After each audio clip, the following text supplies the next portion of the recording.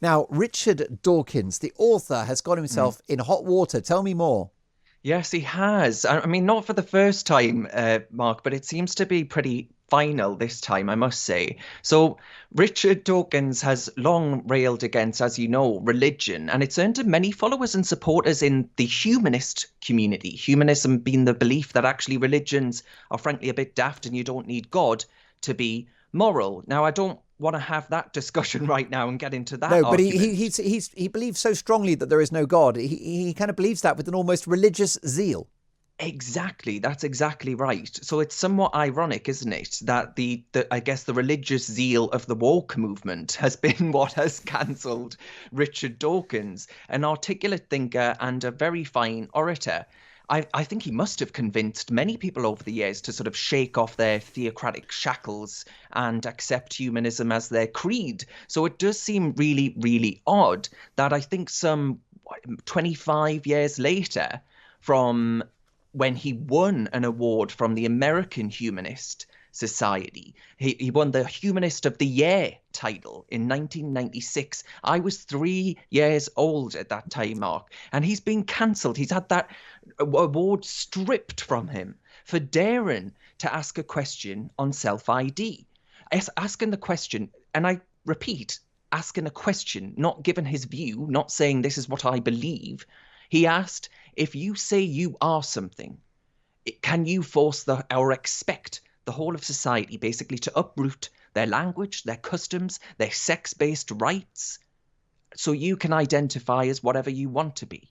All he did was pose this question to his Twitter base, and that's seen him stripped of his work and his award, which he won, I think, for the God delusion. And it does strike me, Mark, that this is pure and hard evidence that there's a new God in town, and it's the God of woke, and you'd better be worshipping at that altar. Well, indeed, what's going to happen is that these woke subgroups are going to consume each other, and the whole movement is going to self-implode, I suspect, over time. Mm-hmm. Exactly, yeah.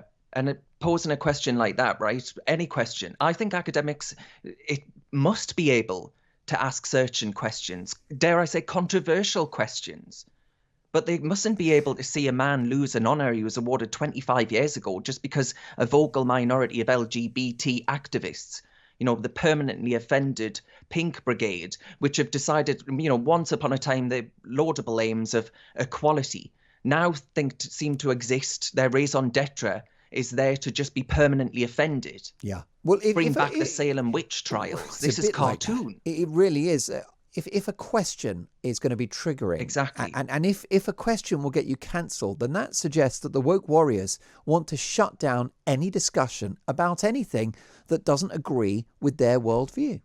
Exactly. And you just look at this, right? You look at what Richard Dawkins has stood for, and he has, I think, helped, but certainly as a society, we've moved in a more secular direction.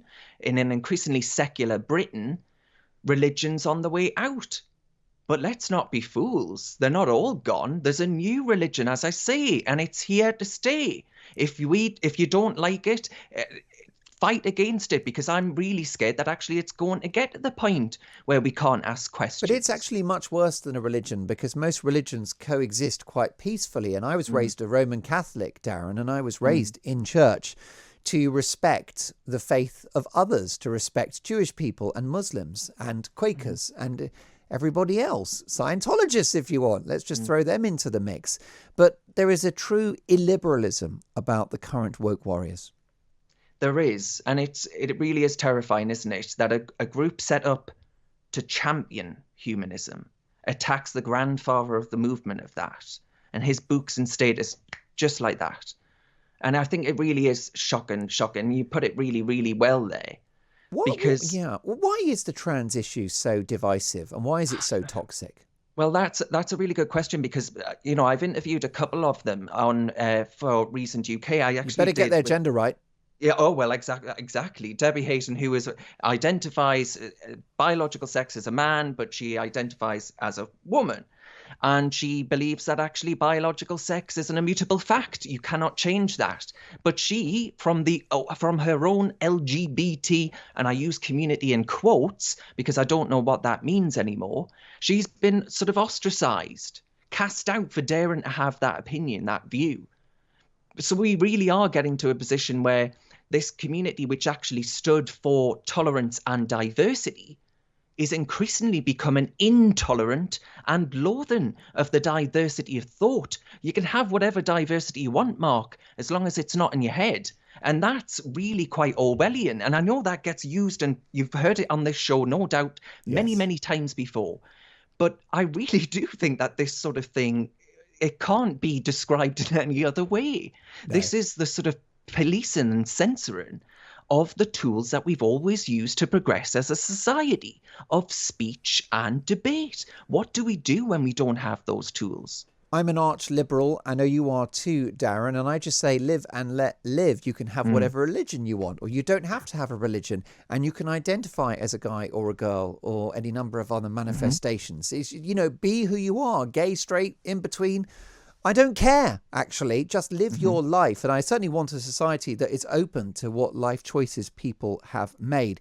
I just wonder with this trans issue, what the end game is, because just recently we had an online campaign here at Talk Radio to find somebody that we were calling COVID Keith. And this was an awful man, a criminal that was going around giving vaccinations, charging £100. The vaccination was completely fake. It was not a vaccination at all.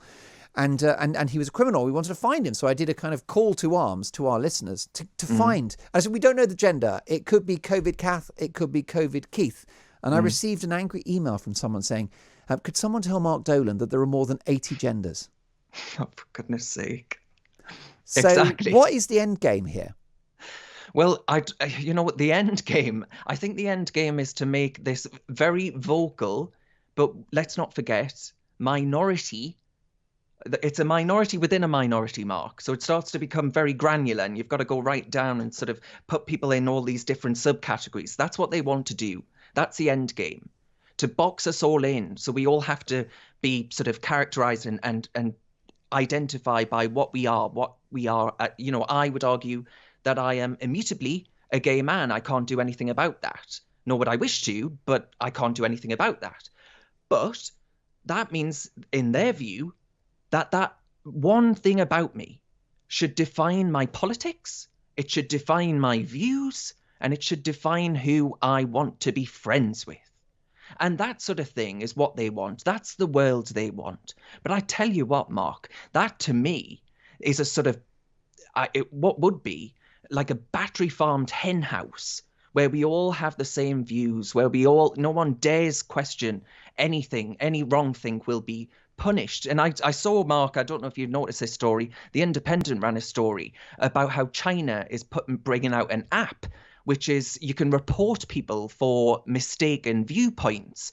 And I'm afraid that we're getting to that point where perhaps that's now be called, they'll call it twitter.com perhaps. Yes. But we're getting to that point, aren't we? Yeah. We've already got it.